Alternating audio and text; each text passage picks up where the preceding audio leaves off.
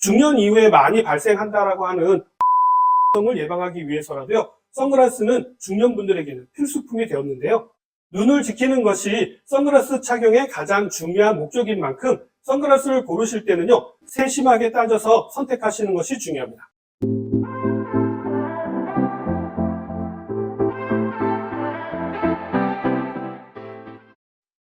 안녕하세요. 건강의 달인 건달입니다. 이제 점점 날씨가 더워지면서 햇볕이 더 강렬해질 텐데요. 이럴 때 필요한 것이 바로 선글라스죠.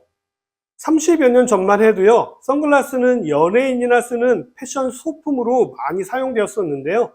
지금의 선글라스는 패션 소품이기도 하지만 또 눈을 보호하는 아주 중요한 도구로 누구나가 착용해야 하는 눈 보호 필수 아이템이 되었습니다. 자, 이러다 보니까 가정에 선글라스 1개 이상 가지고 계실 텐데요.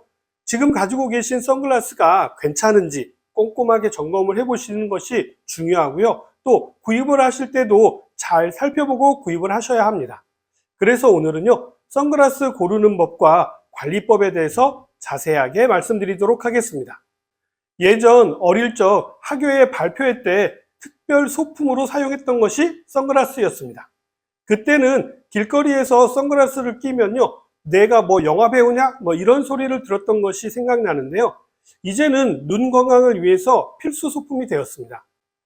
뜨거운 햇볕이 내리쬐고 너도 나도 선글라스를 꺼내드는 계절이 다가오고 있는데요. 선글라스는 패션을 완성하는 중요한 소품이기도 하지만요, 유해한 자외선으로부터 우리 눈을 보호해서 백내장애라든지 안구 건조증, 또 안구 질환이 생기는 것을 막는 아주 중요한 도구이기도 합니다.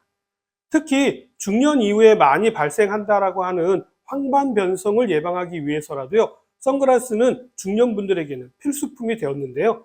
눈을 지키는 것이 선글라스 착용의 가장 중요한 목적인 만큼 선글라스를 고르실 때는요, 디자인뿐만 아니라 여러 부분을 세심하게 따져서 선택하시는 것이 중요합니다. 미국의 건강정보 매체인 베리웰 헬스는요, 전문가 의견들을 모아서 선글라스를 고를 때 반드시 살펴보아야 할 몇 가지를 소개하고 있는데요.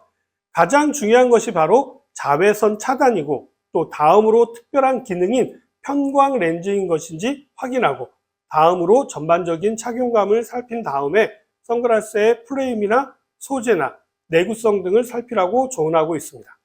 그러나 대부분은요, 선글라스를 고르실 때 가장 먼저 이렇게 써보고 디자인이 마음에 들면 무조건 사는 경향이 있죠.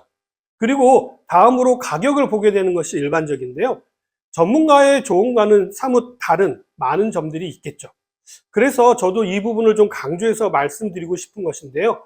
눈을 보호하기 위해서 가장 중요한 것은요, 누가 뭐래도 자외선 차단이 가장 중요합니다.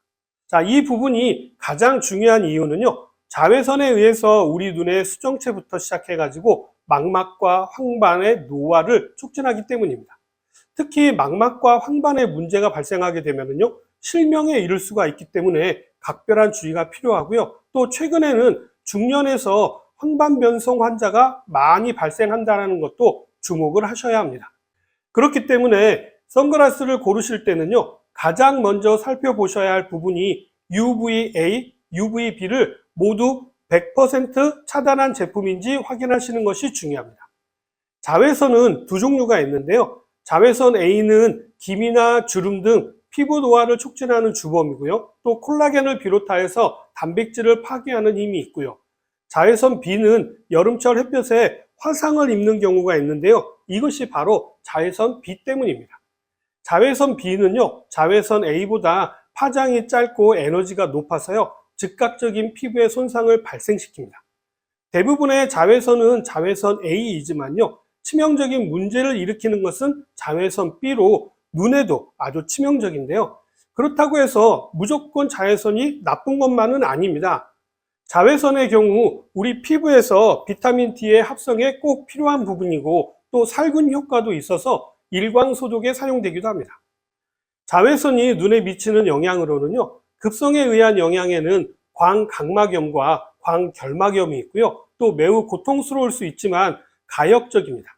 가역적이라고 하는 것은요, 나빠졌다가 좋아졌다가를 반복할 수 있다라는 의미죠. 그리고 만성적인 영향은요, 백내장을 비롯하여서 익상편, 안구 및 눈 주변의 암, 흑색종을 일으킬 수가 있습니다. 자, 이뿐만 아니라 자외선 노출은요, 연령과도 연관이 아주 깊은데요. 중년 이후에는 백내장과 황방변성의 발병과도 연관성이 아주 깊습니다. 그렇기 때문에 중년 이후부터는 선글라스를 꼭 착용하셔야 하고요. 또 선글라스를 고르실 때는 UV 400 혹은 100% 자외선 차단이라고 하는 라벨이나 스티커가 부착되어져 있는지를 확인하셔야 합니다.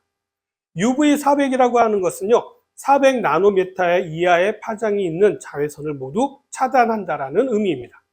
또 살펴보셔야 될 부분은 렌즈의 색상인데요.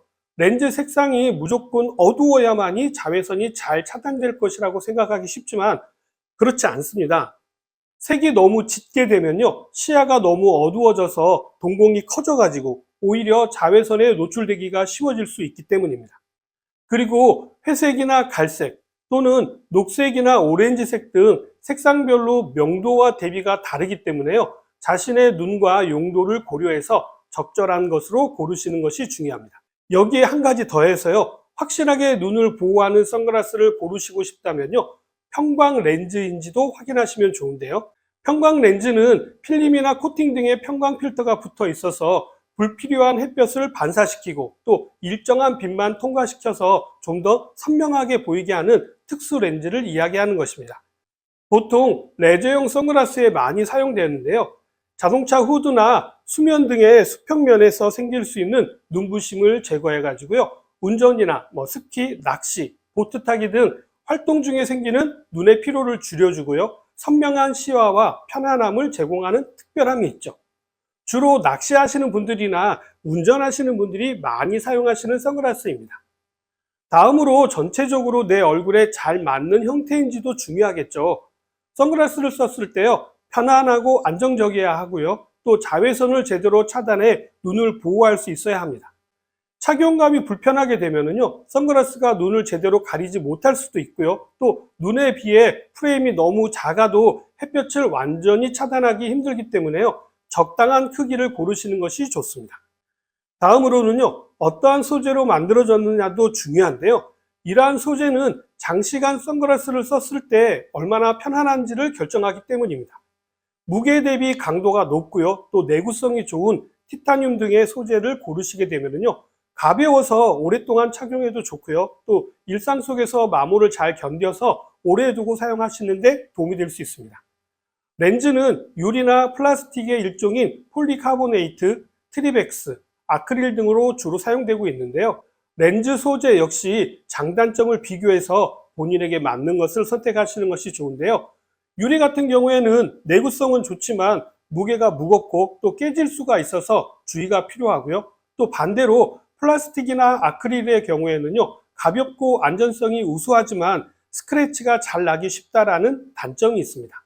그리고 시간이 지나면 자외선 차단 코팅이나 필름이 떨어지기도 하기 때문에 수명이 짧다라는 단점도 있죠.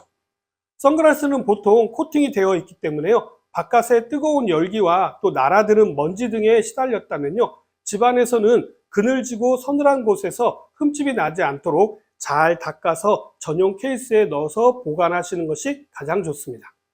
먼지나 얼룩으로 더러워졌을 때는요, 찬물에 담가서 이물질을 제거하고 난 다음에 중성 세제로 살짝 닦아서 찬물로 헹궈내신 후에 물기를 잘 닦아서 보관하시면 됩니다. 요즘에는 초음파 세척기가 소형으로 나와 있기 때문에요, 안경을 착용하시는 분이시라면 초음파 세척기를 구입하시는 것도 좋을 것 같습니다.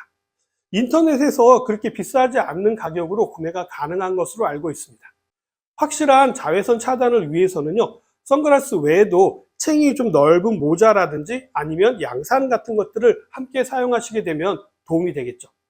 최대한 햇볕에 노출되지 않도록 하는 것이 자외선 손상으로부터 눈을 지키는 가장 확실한 방법이 됩니다. 눈에 생기는 이상을 조기에 발견하기 위해서라도요, 2년에 한 번 정도는 안과에 가셔서 정기 검사를 받으시는 것도 잊으시면 안 됩니다. 어떻게 오늘 내용도 도움이 좀 되셨나요? 그럼 저는 다음 시간에 다시 찾아뵙도록 하겠습니다. 감사합니다.